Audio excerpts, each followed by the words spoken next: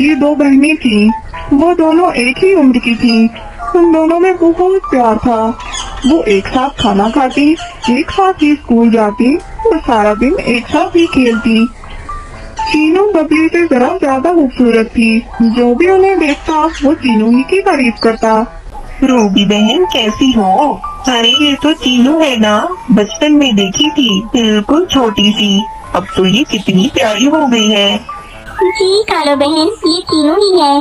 अब तो चीनू और बबली स्कूल भी जाती हैं। मैं बस इनको स्कूल से ही वापस लेकर आ रही थी अभी। इसी तरह बस हर कोई चीनू की ही तारीफ करता, लेकिन वो दोनों छोटी थी, इसीलिए उन्हें इस बात से ज्यादा फर्क नहीं पड़ता था। यूं ही साथ खेलते कूदते उनका बचपन गुजर गया।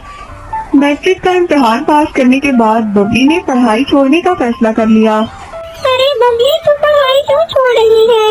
मैं तेरे बगैर अकेले कॉलेज कैसे जाऊंगी? अरे चीनू, मुझसे अभी पढ़ाई नहीं करनी होती। इतनी मुश्किल से तो मैट्रिक का इम्तिहान पास किया है, बस मुझसे और पढ़ाई नहीं होगी। अरे बबली, मैं तेरी मदद करूंगी ना पढ़ाई में, तू पढ़ाई मत छोड़। हम दोनों मिलकर कॉलेज में एडमिशन लेंगे। अरे नहीं ना चीनू, तू बार मुझसे मत कह, ये बात मैं तेरी नहीं मान सकती। मुझसे ये पढ़ाई नहीं होती। तू तो जानती है मैंने कितनी मुश्किल से थोड़े से नंबर लेकर तो मैट्रिक पास किया है।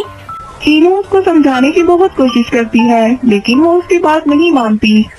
चीनू को पढ़ने लिखने का शौक था, इसीलिए वो आगे कॉलेज में एडमिशन ले लेती है और बबली पढ़ाई छोड़कर घर पे बैठ जाती है।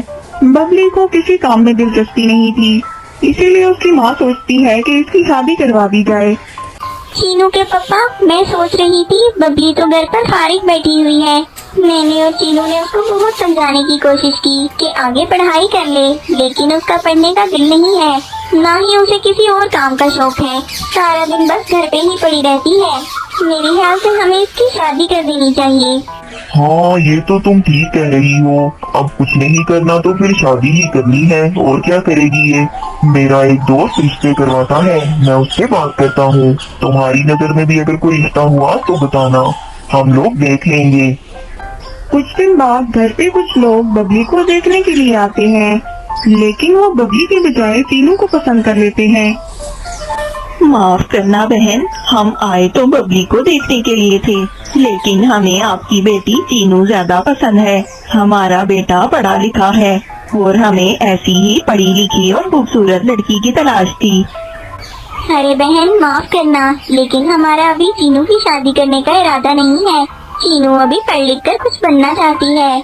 आपको अगर बबली के लिए रिश्ता मंजूर है तो ठीक है, वरना हमारी तरफ से माजरत है, हम चीनू का रिश्ता आपको नहीं दे सकते। इसी तरह जो भी रिश्ते वाले आते हैं वो बबली के बजाय चीनू को पसंद कर लेते हैं।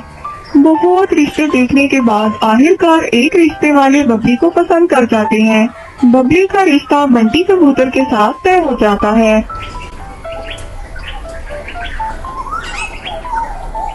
चीनू की माँ, मैं सोच रहा हूँ अब तो चीनू की पढ़ाई मुकम्मल होने में भी थोड़ा ही वक्त रह गया है, और तुम जानती हो मेरी सेहत भी कुछ खास ठीक नहीं रहती। पता नहीं कितनी जिंदगी है मेरी, इतना मौका मिले भी या नहीं, लेकिन मैं चाहता हूँ मैं अपनी दोनों बेटियों का फर्ज अदा कर दूँ। अरे चीनू के पापा, आप कैसी बातें करते हैं? अल्लाह आपको सेहत दे और लंबी जिंदगी दे। वो तो ठीक है चीनू की माँ, लेकिन चीनू की भी तो शादी करनी ही है ना। हाँ, ये तो आप ठीक कह रहे हैं, चीनू की भी तो शादी करनी ही है।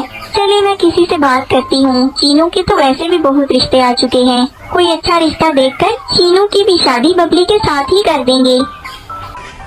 चीनू के लिए एक डॉक्टर का रिश्ता आता है, जो देखने में भी बहुत खूबसूरत था। उनका सारा खानदान बहुत पढ़ा लिखा था और साथ ही वो बहुत अमीर भी थे। बहन, हमें आपकी बेटी बहुत ज्यादा पसंद है। आप हमारी तरफ से ये रिश्ता पक्का समझिए और प्लीज आप भी हाँ कर दीजिएगा। हमें आपकी बेटी बहुत पसंद आई है। चीनू का रिश्ता भी पक्का हो जाता है, लेकिन बबली ये सब देखकर जलने लगती है। ये तो हमेशा से होता आया है, चीनू को हमेशा अच्छी चीज मिल जाती है। मेरे हिस्से में वो आम सा क्लर्क और इसके हिस्से में इतना खूबसूरत डॉक्टर। बबली सोचने लगती है कि किसी तरह उस डॉक्टर के साथ चीनू के बजाय मेरी शादी हो जाए। शादी की तैयारियां शुरू हो चुकी थी। अरे बबली बेटा, शादी के कार्ड प्रिंटिंग के लिए देने हैं। चीनू तो घर पे नहीं है। तुम ऐसा करो, कार्ड्स के ऊपर जो कुछ भी लिखना है वो मुझे एक पेपर पर लिखकर दे दो। बबली के जहन में एक तरकीब आती है और वो उन कार्ड्स पर डॉक्टर के साथ अपना नाम लिख देती है, जबकि बंटी कबूतर के साथ चीनू का नाम लिख देती है। अगले दिन चीनू घर पर नहीं थी। मौके का फायदा उठाते हुए बबली अपने माँ बाप से कहती है, मम्मी पापा, मुझे आपसे एक बात करनी है। दरअसल ये बात चीनू आपसे करते हुए घबरा रही थी, इसलिए उसने मुझसे कहा है कि मैं आपसे बात करूं। अरे बेटा, आप बताओ भी। वो दरअसल चीनू ने मुझसे कहा है कि वो डॉक्टर को पसंद नहीं करती, बल्कि उसको बंटी कबूतर पसंद है, और उसने मुझसे कहकर कार्ड पर भी नाम चेंज करवा दिए थे। अरे बबली बेटा, ये क्या कह रही हो तुम? हाँ पापा, मैं सही कह रही हूँ। चीनू खुद ये बात आपसे करना चाहती थी, लेकिन वो नहीं कर पाई, इसलिए उसने मुझसे कहा कि मैं आपसे बात करूँ। अच्छा मम्मी पापा, आप चीनू से इस बारे में ज्यादा बात मत करना, वरना वो घबरा जाएगी। उसने इसीलिए तो मुझे कहा है। अपने माँ बाप को ये सब कहने के बाद वो चीनू के पास जाती है। चीनू, मुझे तुझसे एक बात करनी है। हाँ बबी, कहो क्या बात है? दरअसल चीनू, तेरे ससुराल से कॉल आई थी और वो लोग कह रहे थे कि हम चीनू की बजाय बबली का रिश्ता लेना चाहते हैं। ये तू क्या कह रही है? वो लोग तो खुद मुझे पसंद करके गई थी।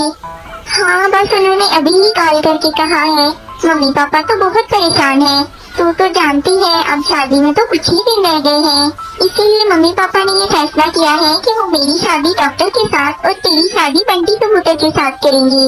उन्होंने तो कार्ड पर भी हमारे नाम चेंज करवा दिए हैं। वो कह रहे थे कि हमारी इज्जत अब चीनू और बबली के हाथ में है। चीनू ये बात सुनकर खामोश हो जाती है। चलो, मम्मी पापा और चीनू से तो बात हो गई, अब चीनू के ससुराल वालों के पास जाती हूँ। ओ, मेरा मतलब अपने ससुराल वालों के पास। आंटी, मैं आपसे बहुत जरूरी बात करने के लिए आई हूँ। दरअसल आंटी, मेरे माँ बाप बहुत परेशान हैं। चीनू ने आपके बेटे से शादी करने से इनकार कर दिया है। अरे ऐसा क्यों बेटा? चीनू तो अच्छी भली खुश थी इस शादी से। नहीं आंटी, बस वो सबको दिखाने के लिए ऐसा कर रही थी। असल में उसने कल ही सबको बताया है कि वो आपके बेटे की बजाय बंटी कबूतर से शादी करना चाहती है। आंटी, मेरे माँ बाप आपसे ये बात नहीं कर पा रहे थे, इसलिए मैं आपसे बात करने के लिए आई हूँ। अब सबकी इज्जत आपके हाथ में है। मम्मी पापा कह रहे थे कि अगर आपको इतराज ना हो तो हम डॉक्टर के साथ बबली की और बंटी कबूतर के साथ चीनू की शादी कर देते हैं। ये तो आप लोगों ने हमारे साथ अच्छा नहीं किया। हम लोगों को तो एक पढ़ी लिखी और खूबसूरत लड़की की जरूरत थी, जैसे चीनू है। अब तो शादी में सिर्फ कुछ ही दिन रह गए हैं। हमारे भी सब रिश्तेदारों को पता है कि हम लोग शादी कर रहे हैं। अब अगर कुछ दिन पहले हमने ये शादी रोक दी तो हमारी भी तो बदनामी होगी ना। आंटी, आपका गुस्सा करना बनता है। चीनू को ऐसा नहीं करना चाहिए था। आंटी, मैं आपके बेटे के काबिल तो नहीं हूँ, लेकिन मैं आपको इस बात का यकीन दिलाती हूँ कि मैं आप लोगों को अपनी तरफ से कभी कोई तकलीफ नहीं होने दूंगी। मेरे माँ बाप की इज्जत आपके हाथ में है। आप प्लीज इस रिश्ते को कबूल कर लें। चलो ठीक है, अब क्या हो सकता है। अपनी और तुम्हारे माँ बाप की इज्जत के लिए ये कुर्बानी तो देनी ही पड़ेगी, वरना हम लोगों को तो चीनू जैसी लड़की ही चाहिए थी और हम लोगों ने रिश्ता भी चीनू को पसंद करके ही दिया था। अरे वाह, ये तो सब कुछ मेरे प्लान के मुताबिक हो गया। अब चीनू की शादी होगी उस आम से क्लर्क बंटी कबूतर के साथ और मेरी शादी होगी इस डॉक्टर के साथ, और मैं सारी जिंदगी ऐश करूंगी, ऐश।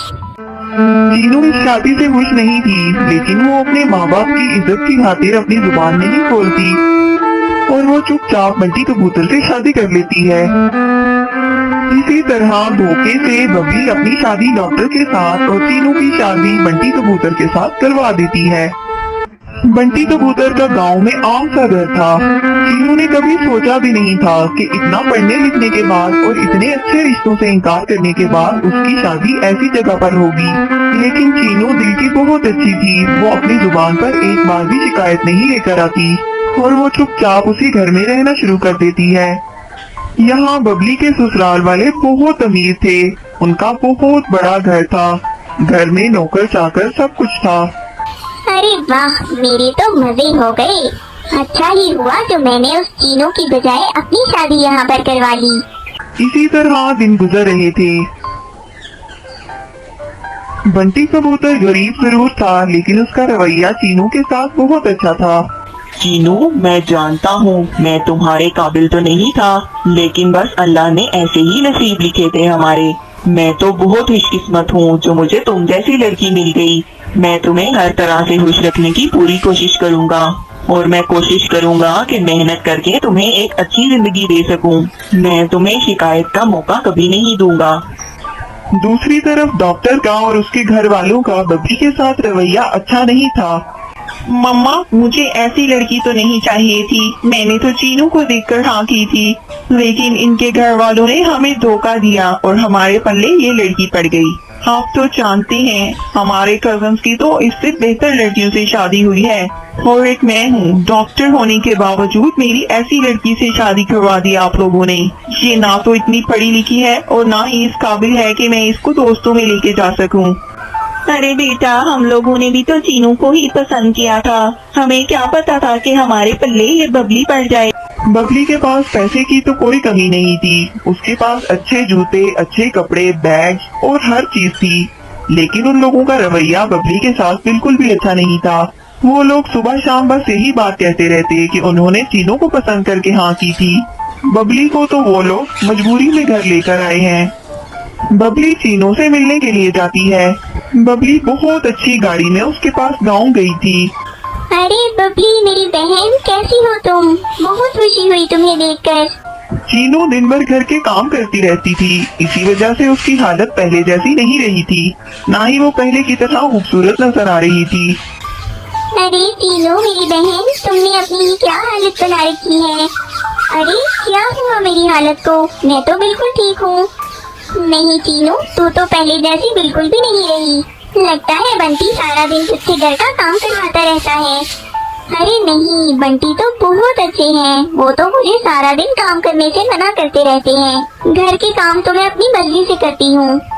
इतने में बंटी कबूतर भी आ जाता है। अरे बंटी जी, आप आ गए। देखिए तो आज हमारे घर पे कौन आया है। अरे बबली बहन आई है। बबली बहन, कैसी हैं आप? बहुत खुशी हुई आपको घर पर देखकर। मैं तो ठीक हूँ बंटी भैया, आप कैसे हैं?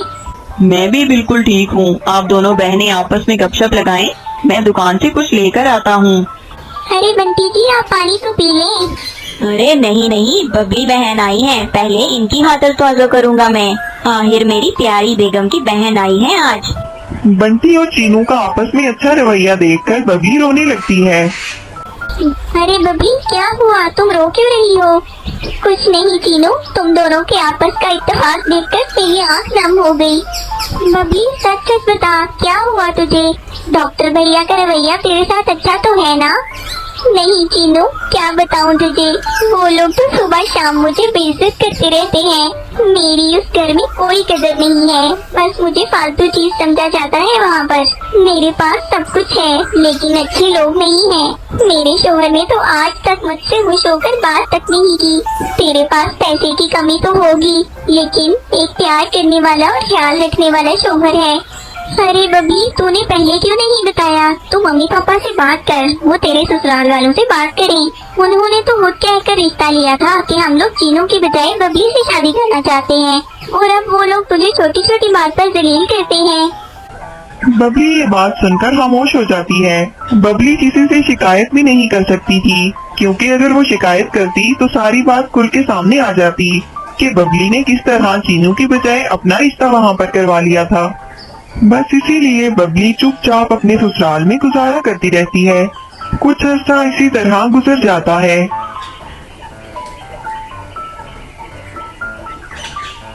कुछ अरसे के बाद बबली अपने माँ बाप से मिलने के लिए मैके जाती है। वहाँ पहुंचकर वो देखती है कि चीनू पहले से वहीं थी और चीनू के हालात पहले से बहुत बेहतर लग रहे थे। अरे बबली, कैसी है तू? अभी हम लोग तुझे ही याद कर रहे थे। अच्छा किया तू भी यहाँ आ गई। अरे चीनू, तेरे हालात तो पहले से बहुत बेहतर लग रही है। बंटी भैया की क्या कोई लॉटरी लग गई है? हाँ बबली, बस यही समझ लो। तुम जानती हो ना, बंटी के पापा की कुछ जमीन फंसी हुई थी। उस जमीन पर किसी ने कब्जा कर रखा था। बंटी के पापा के गुजर जाने के बाद बंटी ने वो केस संभाल लिया। बंटी वो केस जीत गए और वो जमीन सारी इनके नाम हो गई। इन्होंने उस जमीन पर बहुत बड़ा होटल बना लिया है। अब तो बंटी माशाल्लाह से करोड़ों में कमा रही है और हमारे हालात बहुत अच्छे हो गए हैं। चीनू के हालात अब बहुत अच्छे हो गए थे और यहाँ बबली के ससुराल वालों का रवैया उसके साथ दिन ब दिन मजीद बुरा होता जा रहा था। सच कहते हैं, लालच का अंजाम बुरा ही होता है। मैंने इनका पैसा और शानो शौकत देखकर चीनू की बजाय अपना रिश्ता यहाँ करवा लिया और चीनू का रिश्ता उस बंटी कबूतर से करवा दिया। आज चीनू इतने अच्छे हालात में है। चीनू को उसके सब्र का फल मिला है। उसने एक दफा भी किसी से कोई शिकायत नहीं की और चुपचाप उस गरीब बंटी कबूतर से शादी कर ली और मुझे आज मेरी लालच की वजह से ये अंजाम भुगतना पड़ रहा है। बबली का हर दिन पहले से बुरा गुजर रहा था। कुछ दिन बाद बबली का शोहर दूसरी शादी कर लेता है। बबली, ये मेरी सेकंड वाइफ है। तुम अब यहाँ से जा सकती हो। मुझे तुम्हारी कोई जरूरत नहीं है। ये आप क्या कह रही हैं? हाँ, मैं सच कह रहा हूँ। तुम तो जानती हो, जब से हमारी शादी हुई है हमारा रिलेशन अच्छा नहीं चल रहा। मुझे तो तुम शुरू से पसंद नहीं थी। अब मैंने अपनी पसंद की लड़की से शादी कर ली है। तुम्हें जितना भी पैसा और दौलत चाहिए मैं देने को तैयार हूँ, लेकिन मेरी जान छोड़ दो और इस घर से निकल जाओ। अरे बेटे, तुमने अच्छा किया। ये बबली तो किसी काम की नहीं है। अच्छा ही कर रहे हो इस मनहूस से जान छुड़ाकर। चलो लड़की, तुम्हें जो कुछ भी चाहिए तुम यहाँ से लेकर जा सकती हो। तुम्हें जितना भी पैसा और दौलत चाहिए हम लिख कर दे देंगे, लेकिन हमारे बेटे की जान छोड़ दो। नहीं, मुझे कुछ नहीं चाहिए। पहले ही मैं लालच का अंजाम भुगत रही हूँ। अब मैं मजीद कोई लालच नहीं करना चाहती। आपको आपकी नई जिंदगी मुबारक हो। मैं यहाँ से चली जाती हूँ। बबली वहाँ से कुछ भी लिए बगैर अपने घर वापस चली जाती है। वो रोते रोते अपने घर पहुँचती है। उसके मम्मी पापा और चीनू घर पर ही थे। अरे बबली, तू रो क्यों रही है और तू अकेली क्यों आई है? पहले तो हमेशा ड्राइवर के साथ ही आती है। मम्मी, बस समझ लें कि मुझे मेरे कर्मों का नतीजा मिल गया है। मुझे मेरी लालच की सजा मिल गई है। मम्मी, चीनू, मुझे मेरी लालच की सजा मिल गई। लालच की सजा? ये कैसी बातें कर रही हो बबली? क्या हुआ? बबली उन्हें सारी बात बता देती है कि किस तरह उसने धोखे से अपनी शादी उस डॉक्टर के साथ करवाई थी। चीनू को और उसकी मम्मी को तो यकीन ही नहीं आ रहा था कि बबली ऐसा भी कर सकती है। अरे बबली, तुझे जरा शर्म नहीं आई अपनी बहन के हाथ पे टाका डालते हुए? तू सही कह रही है, तुझे तेरे लालच की ही सजा मिली है। चीनू, मम्मी, मुझे माफ कर दे। मैंने अपने लालच की बहुत बड़ी सजा काटी है। अब आप लोग मुझे माफ कर दें। बबली, तू मुझसे एक दफा कह देती, मैं खुशी खुशी खुद तेरी शादी उस डॉक्टर से करवा देती। तूने इतना बड़ा धोखा दिया हमें। चीनू, तू मुझे माफ कर दे। तू जब तक मुझे माफ नहीं करेगी मुझे सुकून नहीं आएगा। मेरी तो जब से शादी हुई है मैं सजा ही काट रही हूँ। एक दिन भी खुशी का नहीं देखा मैंने।